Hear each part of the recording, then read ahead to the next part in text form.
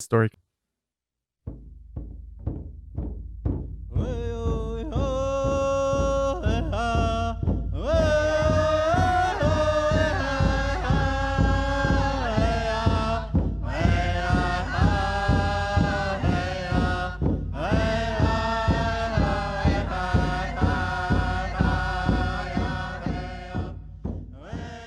Galt Rugby. Yoi was Skuk Dachum, the Skuk Dachum, the Swamam. Yoi was Skuk Stakuk, the Skuk Dak, the Swamahulu, Al Huwide was Dam Standari.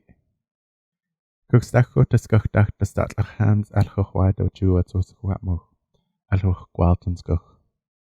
The Galt Rugby, Gnukundagux, Yarondam, were Gwaltons. As by was Swamahu, were Hapt and Wants, Hoyjam, Gwalton Skuk. Galt Rugby, Yui was Gakal Jean Mincham, were Gnukundagux. As Jalil Jam, were Gwalton Skuk. Al Huwjam Stam. Were Gwalton Skuk Yui, were Trachtens, and Alien at Mux, durch Jilim. Creator, I thank you for giving me my life power. We thank you for our Secwepemc land and all the things on it. And we thank you also for our elders, for our Secwepemc ways of doing things, and for our language. Creator, help us strengthen our language so that more of our Secwepemc people will learn our language again. Creator, I pray to you to help us stand up for our language and honor it.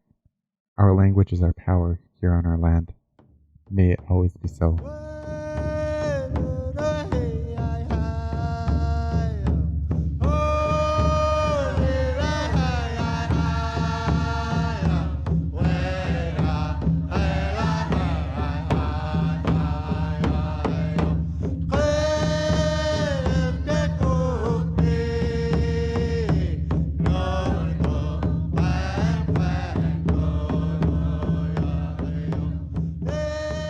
Wait go up, Carl Archie Hunsquelks. Aquan. My name is Carl Archie, and I am from the Canham Lake Band. Welcome to episode 3 of the Noble Native Podcast. When I make this introduction, I let you know 2 things. First is that I am Secwepemc. The second is that business and international trade is in my blood. That's because of the use of the word Canham. The word Canham is a Chinook word. It means canoe. And Chinook is the international indigenous trade language on the west coast of British Columbia. It was spoken from Alaska to Mexico. It is because of the secure sense of identity which my people have given me that I have been able to achieve some amazing achievements on the international stage. I've worked on the Columbia River Treaty, which is an international treaty between Canada and the United States. For the first time ever, I was able to get the Secwepemc Nation to participate in international negotiations between the 2 nation states. Following this work, I was able to attend a Young Diplomats Forum in Brussels, Belgium, where I met diplomats and ambassadors from around the world. And now I work with a group of Indigenous professionals from around the world in IndigiX, the International Indigenous Digital Exchange. Before I continue on, I want to acknowledge a prayer I said at the opening of this podcast. It was from the book Secwepemc Land and Laws, written by Ron and Marianne Ignace. The prayer itself was composed by Ron Ignace. I'm proud to be able to read and speak my language and hope to continue deepening my knowledge of the Secwepemc language. Now to continue on, in this podcast I want to discuss the history of the Canham Lake Band, our history, knowledge, and experience with international trade. Then I'll talk a little bit more about the Secwepemc Nation in general and our collective experience with international trade. And finally, I'll talk about my own experience in the international arena and some lessons I've learned to apply to my work currently. As I mentioned in the opening, I'm from the Canham Lake Band of the Secwepemc Nation. As Secwepemc people, we have a long history here on our Tmuch, our land. We are also known as the Stiatamch, or Lakes District, within the Secwepemc Nation. This is in reference to the hundreds of beautiful lakes in our incredible territory. Our lake itself is known to the Secwepemc as Quilila. Quilila is a powerful man from the Secwepemc creation stories. This story connects us to the time of creation more than 10,000 years ago. In modern times, the lake has come to be known as Canham Lake. Canham is a Chinook word which means canoe. Chinook is the business language for Indigenous peoples on the west coast of North America. I don't personally know why our lake came to be known as canoe in the Chinook language, although if I were to speculate, I would say that perhaps we are known for our canoes. Traditionally, dugout canoes were made of moo or cotton trees, which grow in abundance on the shores of Canam Lake. Or perhaps we just had a lot of canoes. We are, after all, lakes people. We literally have hundreds of lakes, each of which has its own purpose. Some for fishing, some for medicine growing. To this day, we keep canoes or boats at various lakes on a permanent basis. At many hike-and-only lakes, you can find a boat of some sort tied to a tree and covered in branches where the trail ends and the lake begins. Only the families who use these lakes for fishing and sometimes hunting know where these spots are. In any case, I don't know the specific reason we are called Canam, and there are many reasons why we would be called so. But what I do know is that the name gives just a glimpse into the very rich trading history we had at Canam Lake. Within the Secwepemc Nation, we are a unique band in that we don't have any external boundaries with other Indigenous nations, only with other Secwepemc communities. Part of our role within the Secwepemc Nation in terms of trade was to facilitate trade between our relatives who are on the Fraser River, the Canyon division of the Secwepemc Nation, who are the wealthiest Secwepemc people, and the Indigenous nations in the Rocky Mountains. I'll get to it later, but places like Jasper and Banff were important embassies and trade centers. But our names reveal a lot about our relationships we have. For example, the name we have for the Chilcotin Nation is not Chilcotin. In Secwepemc, we call them Piscachlimch. Contrary to popular belief, it doesn't mean anything derogatory. In our language, it is the name for dentalium shells, which was a principal trade item. The Secwepemc people bordering the Chilcotin would trade things like salmon, caribou, moose, buffalo, and elk for things like dentalium shells from the Chilcotin. They in turn received the shells in trade from the coast at Bella Coola and Bella Bella. Because of this trade, the Secwepemc people who lived on the Fraser River were the wealthiest Secwepemc people. They controlled the most salmon and also controlled trade with the wealthy coastal natives. The Fraser River also provided a transportation route to the nations in the north and the south. To the east, Secwepemc people traded with the Prairie Nations and with the Dene to the north. We traded things like gold, copper, dentalium shells, woollikins, salmon, and caribou, etc. to the Cree, Dakota, and Stoney, in exchange for things like buffalo fur, meat, horses, and in the early days of contact, what my grandmother called implements, pots, pans, guns, and other modern items. The Canam Lake people were more or less a go-between amongst the wealthy Canyon Secwepemc and the other Indigenous nations. We have an incredible territory bound by the Rocky Mountains and the headwaters of the Fraser River in the east, with plentiful cascading waterfalls, dotted by hundreds of beautiful lakes, all connected by small streams and mighty rivers. One of the many lakes is Horse Lake. Today, it is nearly completely surrounded by homes and cabins. The Canam Lake Band has nearly no access to one of our most important lakes. We had several village sites on Horse Lake, which is located just 5 minutes from the town of 100 Mile House. Horse Lake is important because it is the resting place of our relatives, the Secwepemc. Our relationship between the Secwepemc is so important it was captured in the legend, The Man Who Married the Secwepemc. The story goes as follows. The man who married the Secwepemc. Secwepemc are sandhill cranes in Secwepemc. A lad was badly treated by the people, who always scolded him, gave him the worst food to eat, and old things to wear. He felt much grieved because of his treatment and left his village. He wandered south along the Fraser River, remained a little while in each village that he passed, and thus reached the Thompson River, where he remained for some time. Then he continued his journey, passed beyond the Columbia River, and eventually arrived in the country of the Secwepemc. There he came to many houses on a large grassy plain. He entered the first house, which was occupied by a very old man and his granddaughter. They asked him where he had come from and what he was doing there. He answered, I am Secwepemc. My country is far away to the north. I have wandered south to see the world. The old man said, I know your country. We rest there every year going north. The young woman asked him to be her husband, so he stayed with her all winter. One day in the early spring, she said to him, in 10 days, all the people will make ready for their journey north. You'll go with us and see your own country. The lad was glad to hear this. One morning the chiefs blew bone whistles, and all the people put on their crane dresses and blew their whistles in imitation of the cries of the cranes. They flapped their wings and then ascended and descended in the air. Thus they acted for 4 days, morning and evening. The woman said to her husband, "The people are now practicing and making ready for their journey north." She had done the same as the other people. Then the man said to himself, "This numerous people whose houses cover the plain are, after all, the cranes that I used to see pass my home every spring. I shall be deserted, and they will all soon leave here, my wife among the rest." His wife knew his thoughts and said, "We shall not leave you. We shall take you along." On the following morning all the birds came, and each plucked a feather out of its body and out of one wing and gave it to him. His wife fastened them to his body, and he was now able to fly.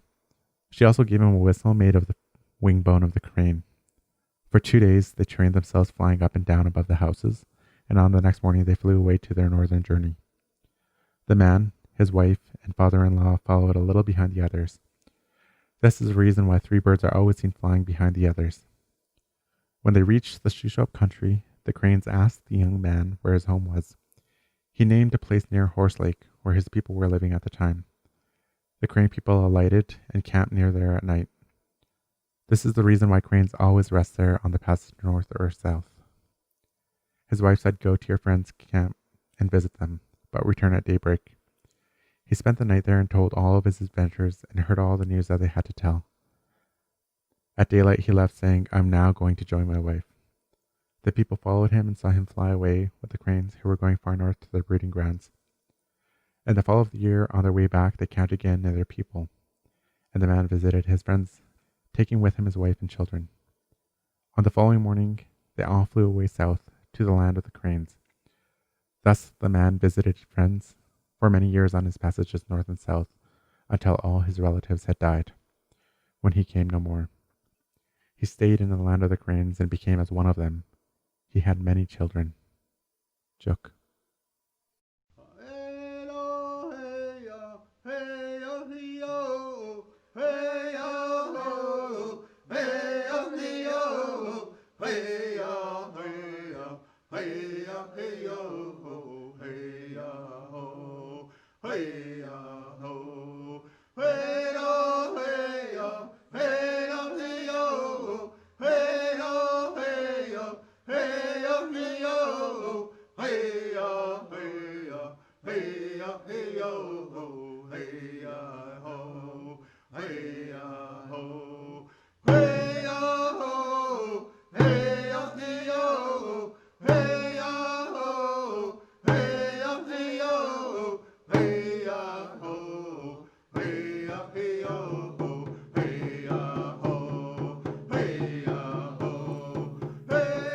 Like many stories, it seems like just a silly story in modern times. Why would a man marry cranes? Because he loved the crane woman. Love is love. But once you begin to analyze the story, it has many profound lessons about humanity and trade. A lot of lessons have to do with the sandhill cranes themselves. Did you know that sandhill cranes are the oldest species of bird on Earth? They remained unchanged for over 10 million years. But the story tells us that the Secwepemc are Secwepemc relatives. This is our connection to the time, before humans even existed. They connect us to all of creation, as humans now call prehistory. The fact that our ancestors felt the need to preserve this story into modern times tells us just how important they are. They are telling us that yes, we know about evolution, we knew about our place in it, and that we have a part in all of it as humans. How amazing is that? By examining other aspects of the sandhill cranes, we learn some specific things that our ancestors are telling us about who we are as people. Don't forget, this story has been around since before we even had writing. It was first written down in 1909 by James Tate. Next, let's have a look at the migration patterns of the Secwepemc. The sandhill cranes are known to migrate through Secwepemc territory. Many make their homes in our territory, but the Secwepemc often make their homes in the north. Some are in the Yukon and some in Alaska. In the winter months, they make their way as far south as Mexico. If you take a look at the map and you superimpose the Secwepemc migration routes with the extent of the Chinook language, you'll see that they nearly mirror each other on the west coast of North America. As the Secwepemc travel east, you'll find evidence of Secwepemc interaction with the indigenous peoples of those lands. From the story of Coyote juggles his eyes in Utah to the presence of dentalium shells in the prairie nations. This is our ancestors telling us they knew about the extent of our travels and the extent of our reach as business people. In the story of the man who married Secwepemc, they talk about the journey of the man who went south of the Columbia River, and he came into the flatlands, what they called the land of the Secwepemc. This particularly flatlands would be what is now known as the Napa Valley. The story resonates with me for a couple of reasons. The first is because it speaks to who we are as business people. It's a careful documentation of the extent of the Chinook language. It also talks about the man's journey on the Columbia River. For myself, I worked on the Columbia River Treaty, and so it's a small connection to my deep historical roots in the work that I carry out. I've also traveled from the headwaters of the Columbia River in the Secwepemc territory to its mouth in the Pacific Ocean. One last reason it resonates with me is quite personal, and I'm sure many Indigenous professionals face a similar circumstance. The story of the Secwepemc says that the young man went out into the world, and that he traveled in the known world, but he always came home to visit.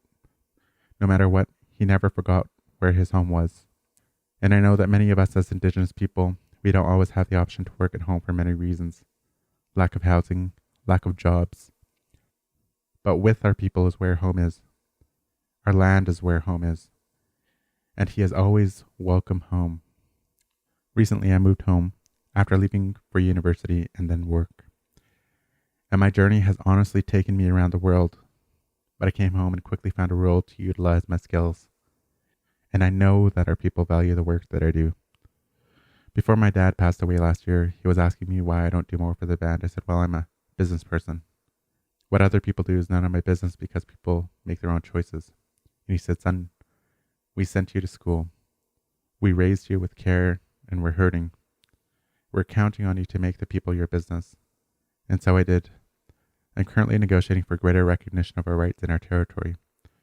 I've also helped to incorporate a new economic development corporation for our band. But what the story of Secwepemc says, it says, spread your wings and fly. Did you know that the Secwepemc also fly higher than any bird can? Our story of Secwepemc says fly to the highest heights your wings will take you. Explore the world, but never forget who you are and come home to visit once in a while. It also speaks to our nature as caring people. If you watch a family of sandhill cranes in the spring months, you'll see the young ones spreading their wings and hopping higher and higher while their parents watch on, until they can eventually fly on their own. It speaks to our duty as a family and community to create space for our people to feel safe and to try.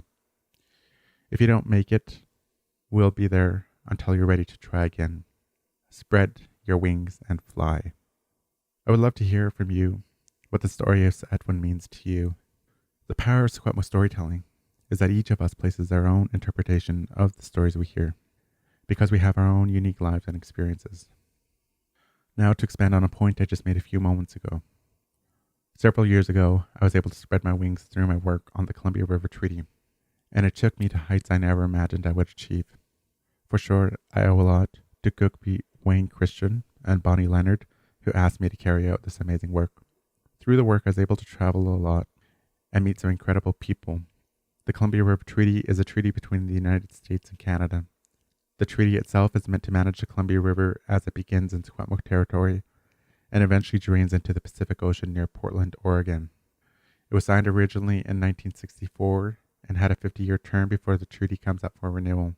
There are provisions for the countries to enter into discussions a decade before the treaty expires so that they can decide if they're going to scrap the treaty altogether or the path that the countries have taken, which is to try and add aspects to the treaty and renegotiate other pieces.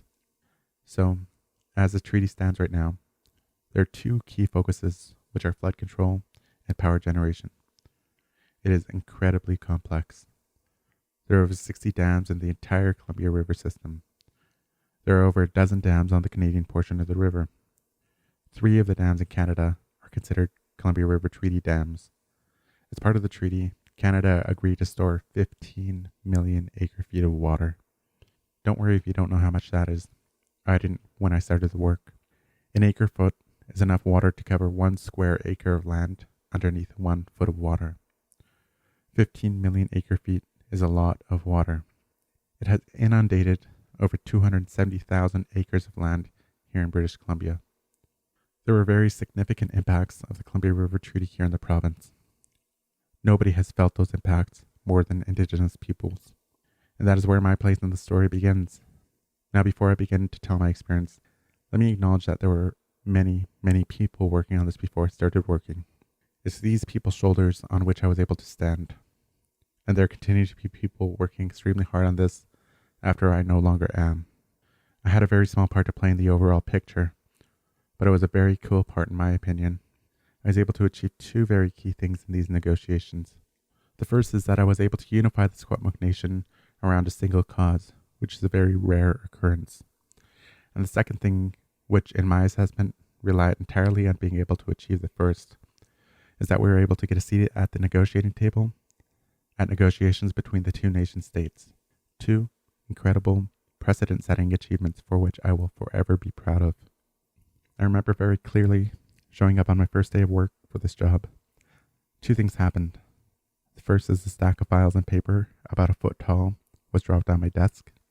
This was just some of the work that had already been completed on this file. The second was that I was told that I had a meeting the next week with the Minister of Fisheries, Dominic LeBlanc. Immediately I began to feel overwhelmed and wondered what I had gotten myself into. After an hour or so, I pulled myself together. Thankfully, Nathan Matthew was going to be accompanying me to the meeting with the minister. Instant relief. Nathan is a well-respected, level-headed, incredibly intelligent, and very accomplished. So I immediately thought, what do I need to do to prepare for this meeting? Well, we only have an hour, and the Ktunaxa and Syilx nations were going to be there too. So I thought, well, I will prepare 10 minutes of speaking notes, which can be easily cut down to 5 minutes given the nature of the meetings with politicians. We need to ask for something. I began poring over all the documents I had been given, looking for any summaries or such documents which would give us a hint as to what kind of things we asked for in previous meetings. Thankfully, there were things there. We had previously asked for the restoration of salmon to the upper Columbia River. Perfect. It's reasonable and definitely something to ask the fisheries minister. The second thing we asked for is what's called an ecosystem approach to the management of the river. In other words, we wanted to try and recreate more natural functions of the river. Dams have devastating impacts on the river. This seemed like another reasonable ask. We met with the minister. He was mostly a normal human, other than being much larger than life. He listened, and he was also reasonable. After the 3 nations had explained what we were thinking, he said, I support what you're trying to say, but we need to refine our thinking some more. We can't simply hand over $1 million or $3 million and tell the taxpayer we're restoring salmon to the upper Columbia River. The path we take in our approach needs to be reasoned, and it becomes within the realm of reasonability when we take the time to write down our thoughts and ideas, put a clear and detailed budget together, get agreement from the parties involved on who is going to be responsible for what, and then we consider funding this request. Obviously, I was a little disappointed that he wasn't just going to give us an undefined amount of money for what I now realize was a vague request. But he said, I support your vision. And what I can do now is to make sure the federal government leaves space in our current agreement to put together a proposal for us. In other words, we can use our Columbia River Treaty funds to develop a more detailed proposal on the restoration of salmon to the river. It was a great lesson in diplomacy in the difficult spot that the minister was. He could easily have just said no and left it at that. But he tried to find space for us to walk away with something to work towards. And that we did. A year and a half later, the federal government allowed the 3 Indigenous nations to lead on studying the restoration of salmon to the Canadian portion of the upper Columbia River. It was a huge success for me on how to effectively make a significant ask. After that, I had some time to read a lot more and learn more. I also attended a flurry of meetings with stakeholders, chiefs, municipalities, and other government officials. In all of those meetings, I did a lot of listening. It was my meetings with the chiefs that proved to be some of the more valuable meetings. They had told me every single time that all of my work needed to be brought to the people, and they need to make the decisions. At the same time, it became clear that the political landscape was shifting beneath our feet. The new BC government under the NDP and the federal government under the Liberals had both promised to implement UNDRIP, the United Nations Declaration on the Rights of Indigenous Peoples. They had also acknowledged what they called a full box of rights, meaning that Indigenous rights contained within Section 35 of Canada's Constitution already existed in their entirety and didn't need to be proven. These were big political promises. In all of my discussions with other Indigenous nations, the chiefs, Secwepemc citizens, a clear intention emerged that we were going to hold these governments to account for the promises that they were making. At this point, my instincts told me two things. The first is that if we're going to achieve this, we're going to have to speak with one voice. We are stronger together. The second was that whatever we were attempting to achieve, it needed to be grounded in the Secwepemc language and culture. As these two priorities emerged in my mind, a consensus emerged among the three Indigenous nations that we were going to ask for a seat at the table. Seriously, what did I get myself into? Knowing what I knew at that point, I began to prioritize in my mind what I thought our actions had to be in order to achieve some big goals, none of which had been achieved before. We had two goals: the reintroduction of salmon and what became to be known as restoring the ecosystem function of the river, which I knew at that point were highly technical and were highly dependent on a significant number of other factors. We also had a goal for the economic participation in the Columbia River Treaty. I also knew that depended on a couple of other things. One thing it required was that we actually get an agreed upon treaty. The second is that we needed to get a significant recognition of our rights as Indigenous peoples. As much as I was geared up to talk about economic participation, we needed to first achieve two things: speaking as one voice, and eventually a seat at the table. Both of these things were precedent-setting achievements. In our language, Secwepemc people say nakwachin, to speak as one voice. This became the foundational principle within the Secwepemc Nation for our relationship with the other Indigenous nations, and eventually for our relationship with the province and Canada. In order to speak as one nation with one voice, we needed many things to happen at the same time. First, our leaders needed to understand what we were trying to achieve, the whole picture, and our people needed to be brought along. Second, our communities needed to agree on the path forward. It is no small feat. The Secwepemc Nation is the largest Indigenous nation in British Columbia in terms of landmass and citizen population. We have over 180,000 kilometers squared territory and more than 10,000 citizens. We did a number of things up front to narrow the playing field. First, we received agreement that one of our two tribal councils would take a lead on the negotiations. And then we agreed that the community most directly affected would help in taking a political and operational lead. And finally, the most experienced person we had would be the single political spokesperson on the file. These organizational actions seem simple looking back, but at the time took a lot of delicate conversations to assure people that what we were doing was allowing the nation to be nimble enough to respond to the tasks at hand.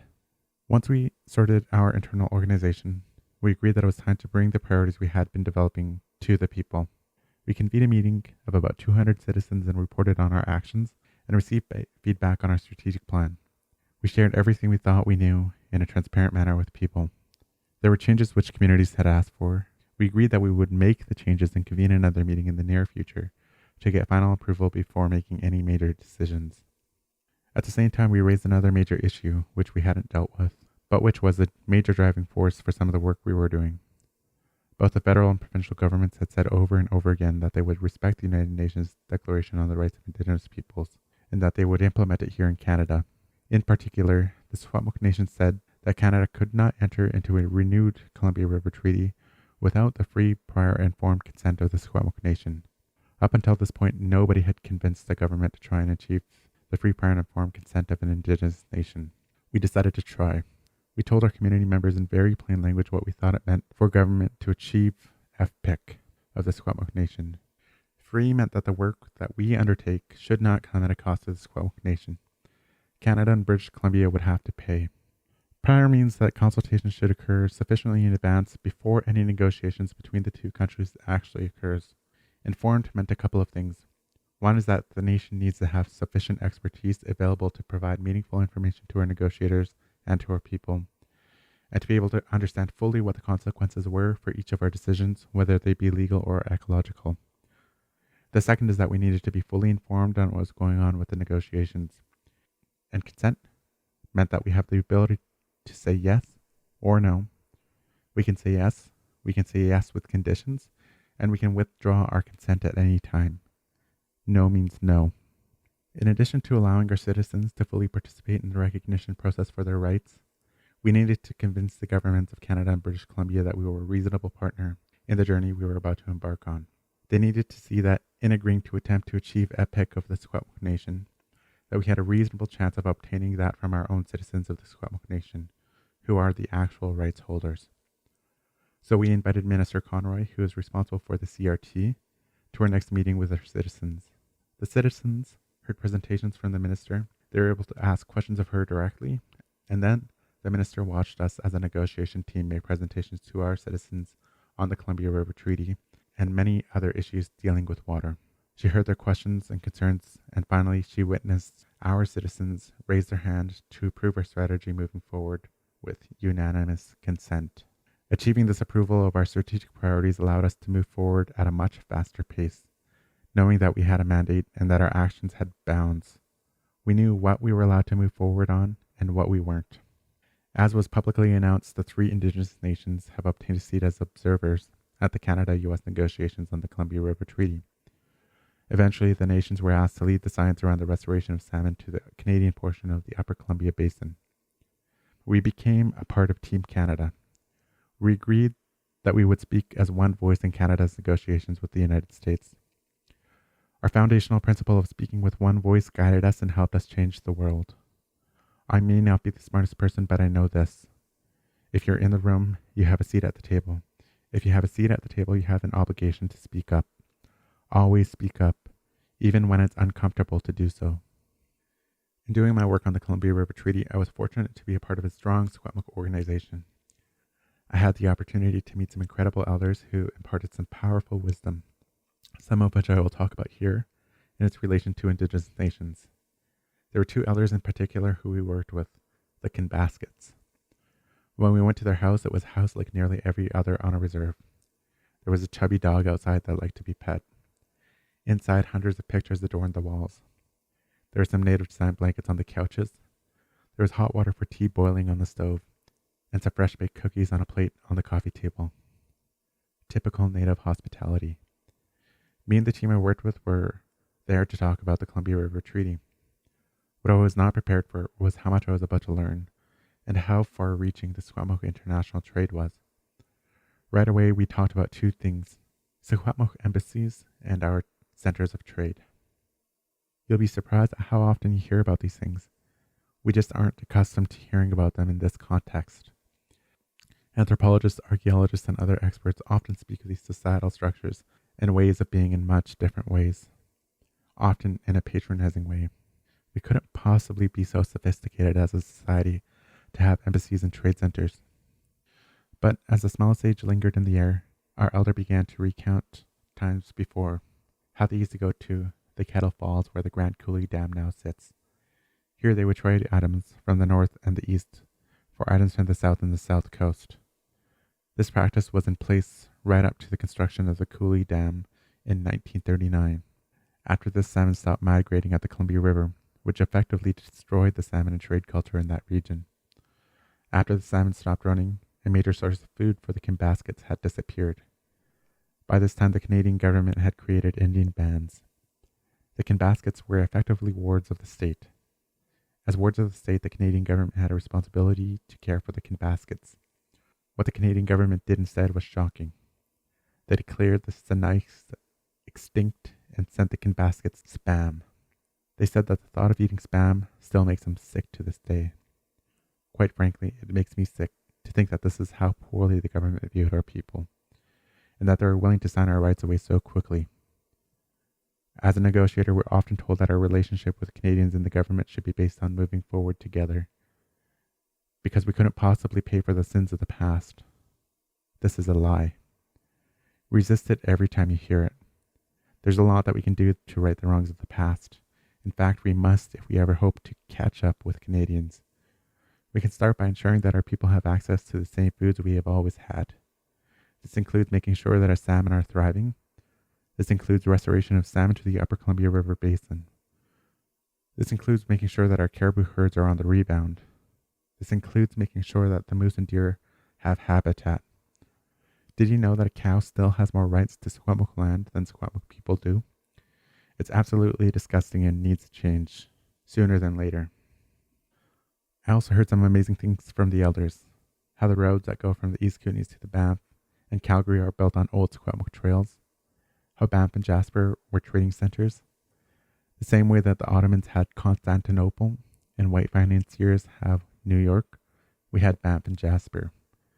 They served as gateways to the prairie nations. The Secwepemc people used to bring stacks and stacks of dried salmon, furs, shells, and other goods to Banff and Jasper to be traded for things like buffalo furs and meat, and any medicines which we couldn't get in our own territory. They also traded for more modern goods with these nations prior to contact. We got things like pots, pans, guns, and other implements, as my grand used to call them. We also obtained things like dogs and horses through trade with the prairie nations well before contact. We know this through the way our language has evolved to incorporate the changes associated with having these animals. For example, swamp tea, which many call Labrador tea, in our language is called suchskacheten. This means to bathe your dog. The Secwepemc people had dogs for so long that the culture surrounding dogs simply became a part of our language. Our hunters used to bathe their dogs in Labrador tea before they went hunting to get rid of the dog scent. In addition to the trading centers, we had what people would consider embassies in other nations.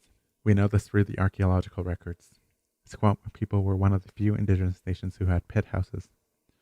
We had a particular kind of pit house. And what I learned from the kin baskets was that there were pit houses down in Flathead, Montana, Begunny, and other prairie nations. That the purpose of these pit houses was to house representatives of chiefs to these nations. They were there principally to foster positive relationships as much as possible. This type of envoy represents a much more sophisticated view of the Secwepemc people than most archaeologists and anthropologists would ever tell us about. As someone who's involved in modern day diplomacy, I can't convey how proud I am to come from a sophisticated diplomatic people. It adds a new layer of meaning to the word Secwepemc, which means spread out people. The Secwepemc people are the largest Indigenous nation in the interior of British Columbia. We have a vast territory of over 180,000 kilometers squared. To put this in context, it is larger than half of the recognized countries in the world. It only makes sense that we're able to control such a large territory through a sophisticated network of diplomacy, rather than simply warfare, as troglodyte Trumpists like Conrad Black and Aaron O'Toole would suggest. I tell you these stories to underscore the importance of Secwepemc people learning and telling our own stories, because up till now, white people have only told self-serving stories about Indigenous people. We must become masters of our own fates. Our nation counts on you to become curious about your own history, to pick up the pieces left by our ancestors, and then to pass them on. We need you. I'm proud to say that I always contribute where I can. My words are not just empty. In September 2019, I was able to attend a global diplomatic forum for youth in Brussels, Belgium. There, I was able to meet with young diplomats from around the world. It was such an incredible experience. The majority of our time was spent in Egmont Palace, where we heard ambassadors and leaders from around the world. One of my favorite people was Her Excellency, the ambassador from El Salvador to Brussels, Julia Villatoro. We had a conversation and I told her that it seems that the view within Canada is that recognition of Indigenous rights somehow diminishes Canada. She was quick to remind me that the view around the world is that Canada's sovereignty relies on Indigenous people, because the treaties are the foundation of the country, and that anything we do to strengthen our position within the country and lift our people up only enhances Canada. Canada will not be complete as a country without full recognition of Indigenous peoples as full partners in the Federation. It cannot be any other way. I mentioned how magical it felt to be in such a powerful place, to visit palaces and parliaments of power within a diplomatic center of the world. She reminded me that I probably have those same magical powers. She asked me if I had ever met powerful people in Ottawa. I said yes. In fact, they come to our territory. We don't go to Ottawa. She asked me, does the average Canadian meet with ministers? And do those ministers come to their home? I said no. And she said that the ability to summon a minister like that is a power your people have through the same kind of sovereign magic, but also through a much more ancient magic that only your people hold. Finally, in the summer of 2020, I was able to work with my friend Raylene Whitford through a group called IndigiX. It was an Indigenous digital exchange among professionals from Canada and New Zealand. Throughout the summer, we worked to make recommendations to both the governments of Canada and New Zealand to increase trade among Indigenous peoples. We were able to speak directly to Minister of Crown Indigenous Relations, Carolyn Bennett, and then Minister of Maori Development, Nanaya Mahuta. I learned so much about New Zealand, international trade, and about building connections. We are able to directly put our newfound knowledge to work by facilitating connections between the Mi'kmaq during their lobster fishing dispute and the Maori, who already have experience owning 50% of the New Zealand fisheries' hard-won rights. But I've talked long enough. I'd love to hear from you about how your nation has historically or is now involved in international trade. I, for one, sincerely enjoyed my travels and look forward to a time when I can travel again. The world is such a beautiful place, but my absolute favorite part of it all is the incredible friends I've made from every corner of the globe. I sincerely hope that I can be half as cool as any of them one day. Until then, Baruch and Matwigjan. Back home there's Kamloops where the rivers meet, and the streams, the mountains, peaks, you name them, we have them up there. God's country. It's all kids, all Indians. Wherever you go up in the valleys, the mountains, you're at home. You don't see no tall buildings where we come from. You might see a tall teepee once in a while. That's if you're lucky. But this is the way the song goes.